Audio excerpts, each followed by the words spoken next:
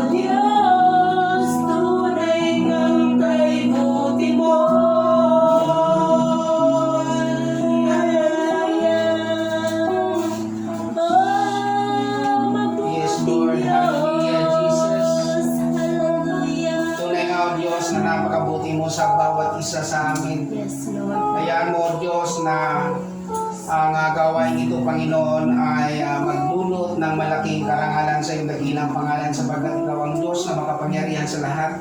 Ang Diyos na nakakita ng lahat ng aming ginagawa, Panginoon, sa umagang ito. Ikaw lang ang aming nais maparangalan. Ikaw lang ang nais naming pagbalikan ang aming mga pagsamba at pasasalamat, sapagkat karapat dapat ka, O Diyos, na sambahin.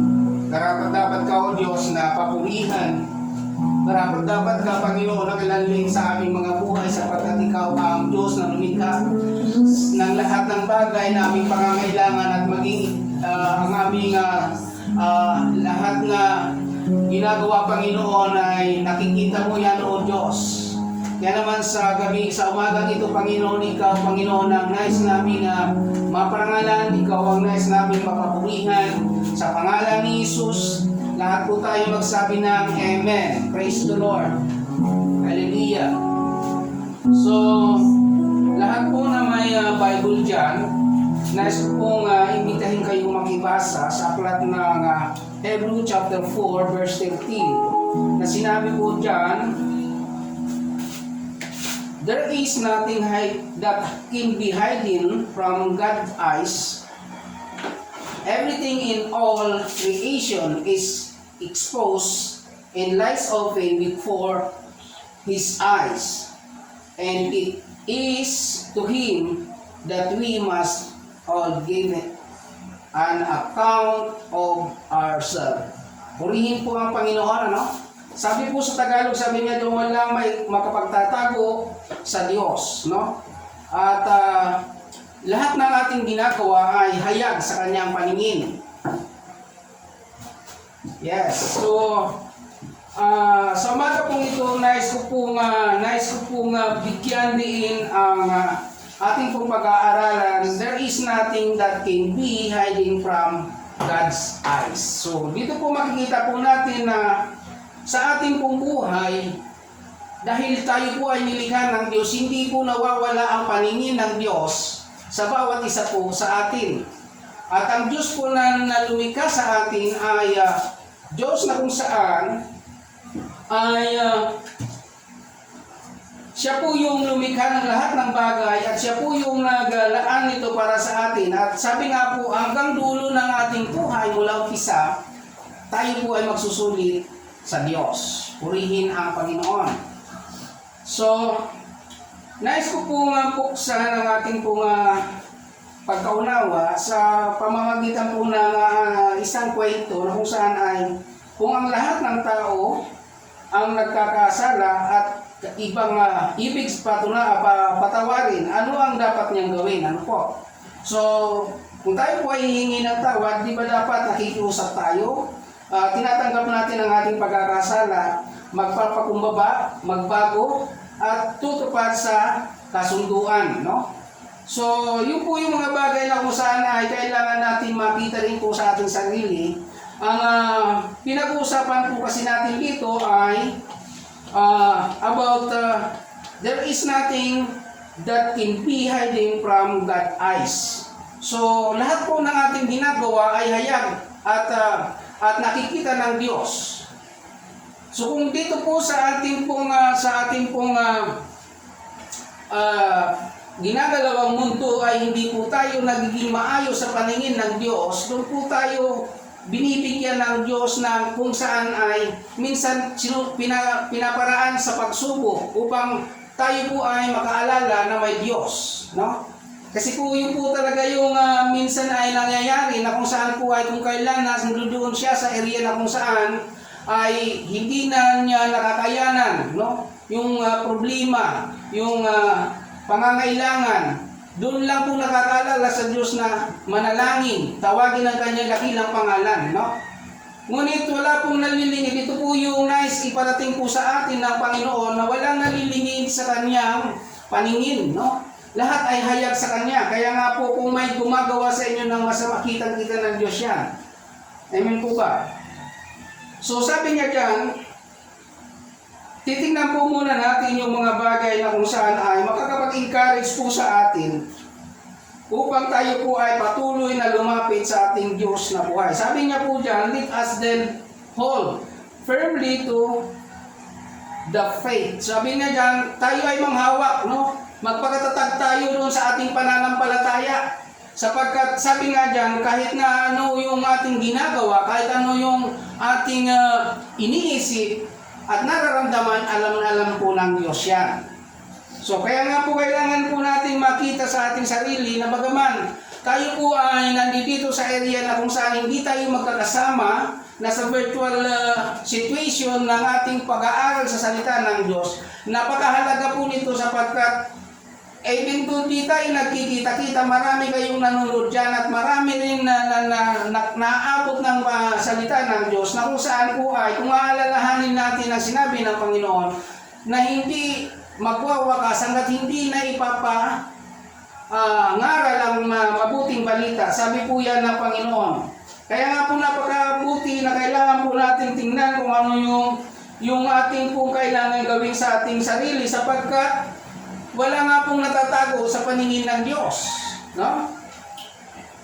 So, dito po sa Hebrews chapter 16, verse 16, sabi niya doon, let us have confidence. No?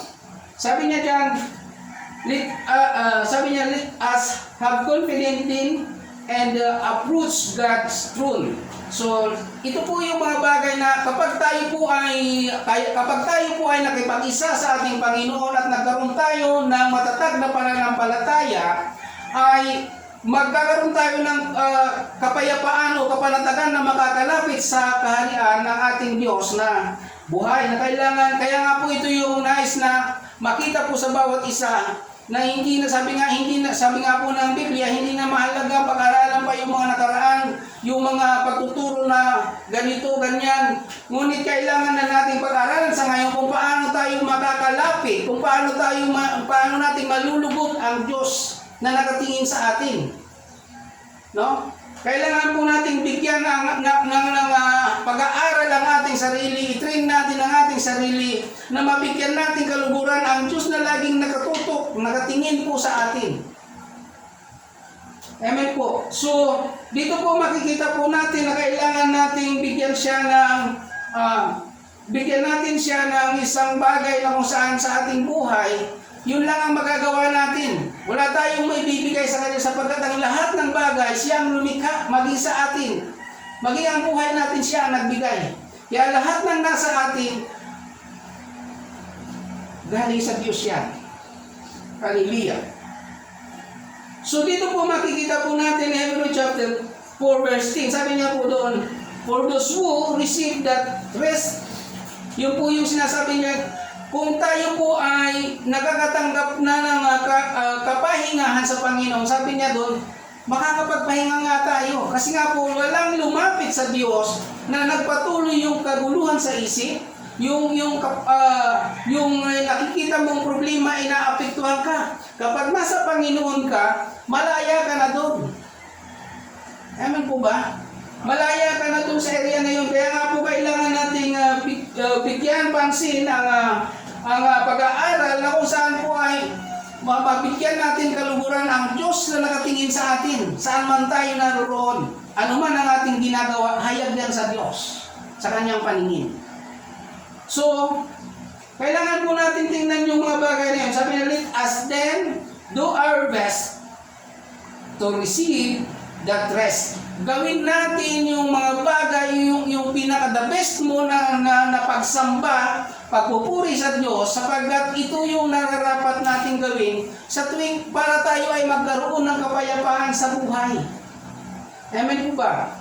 So kaya kailangan po natin bigyan ng pansin kung paano tayo sasamba. Kaya nga po, bago po tayo nag-start, tayo po ay nag-pray, tayo po ay umawit ng papuri sa Panginoon, at tayo po ay nagbigay ng prayer sa paggalang sa Kanyang mga salita.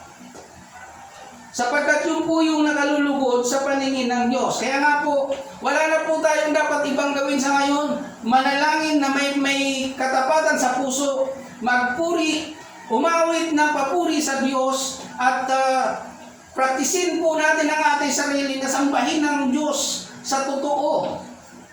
Amen po ba?